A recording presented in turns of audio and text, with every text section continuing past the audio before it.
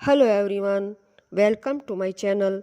हमारी आज की कहानी है गन्ना जवाहर का छठा भाग। डरी हुई मन्ना बेगम की पीठ जवाहर सिंह की ओर थी और अम्मी जान की छाती से चिपकी गन्ना बाई उनके कंधे पर से जवाहर सिंह को देख रही थी। उसका चांद जैसा गोरा मुखड़ा आरक्त हो आया था। एक अव्यक्त प्रसन्नता के साथ अचानक अम्मी से बिछुड़ने के दर्द ने उसे घेर लिया था। अम्मी उस पर बेपरीत का इल्ज़ाम न लगाएं, इसलिए कुंवर साहब जब उसका अपहरण करेंगे तब वह चिल्लाएगी और दिखावे के लिए जरा सा रोना पड़ेगा। वह ऐसा सोच ही रही थी कि जवाहर सिंह ने उसकी कोमल कलाई पकड़कर खींची तो अम्मी ने उसे और भी सख्ती से पकड़ लिया। गन्नाबाई ने ही अपने आप को अम्मी जान की पकड़ से छुड़ाकर अभिनय करते हुए जवाहर सिंह से पूछा, आप क्या चाहते हैं हमसे? उसका अभिनय समझकर जवाहर सिंह ने कहा, सब पता लग जाएगा, पहले रथ से नीचे उतरो। अपना रेशमी दुपट्टा और लंबा गरारा संभालते हुए गन्नाबाई रथ से नीचे उतर गई। मन्ना बेगम ने बेटी को बचाने की होशियारी में कहा, हमारे पास लाखों के कपड़े और गहने हैं, सब ले लीजिए, मगर मेरी बेटी को छोड़ दीजिए। जवाहर सिंह ने मन्ना बेगम की बात को अनसुना कर गन्नाबाई की ओर अपना हाथ बढ़ाया ताकि उसे खींचकर अपने घोड़े पर बैठा ले और ले उड़े। गन्नाबाई ने बड़े अरमान से उसका हाथ पकड़ा ही था कि उसके भाग्य की शतरंज पर मात की मोहरों की चाल चल गई। कन्हई सिंह ने सतर्कता के स्वर में हाँक लगाई, उधर देखिए कुंवर जी, पश्चिम की ओर से बड़ी धूल उड़ती आ रही है, मालूम होता है घुड़सवारों की पलटन है। जवाहर सिंह ने गन्ना से अपना हाथ छुड़ा लिया और आते हुए घुड़सवारों को देखने लगा कि कौन हो सकते हैं ये, क्या कोई लुटेरे हैं या इस काफिले के मददगार? लगता है साजिश हुई है। जो भी हो, मुकाबला तो करना ही पड़ेगा।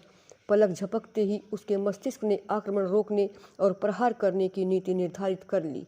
उच्च स्वर में उसने कन्हई सिंह को आदेश दिया, 20 सैनिक इन मुगल सिपाहियों को घेरे रहें, बाकी के 80 दो बराबर भागों में बंटकर दुश्मन को दोनों बाजुओं से घेर कर हमला करें, एक भी जिंदा नहीं बचना चाहिए।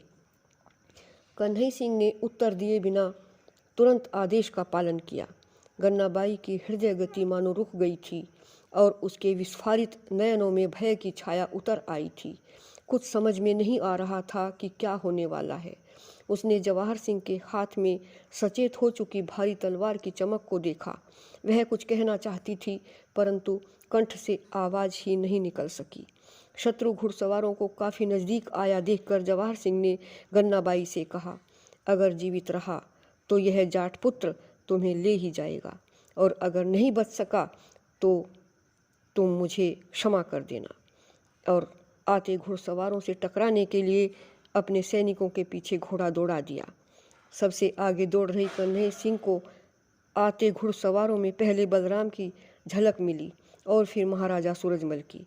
उसने फौरन घोड़ा रोककर उल्टा घुमाया और द्रुत गति से जवाहर सिंह की ओर आता हुआ चिल्लाया, ये तो हमारे महाराज आ रहे हैं कुंवर जी, लेकिन पता नहीं क्यों। मुझे पता लग गया कन्हई सिंह, यह आग मामा बलराम के मुँह चढ़े मुखबिर तुलाराम की लगाई हुई है। उस दिन वो नीच आया ही इसलिए था। जवाहर सिंह क्रोध और विवशता से तिलमिला उठा।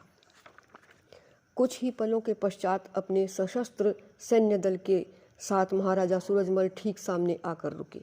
उन्हें देखकर जवाहर सिंह ने अपनी तलवार म्यान में रख ली और गर्दन झुकाकर पिताजी के घोड़े का चेहरा देखने लगा।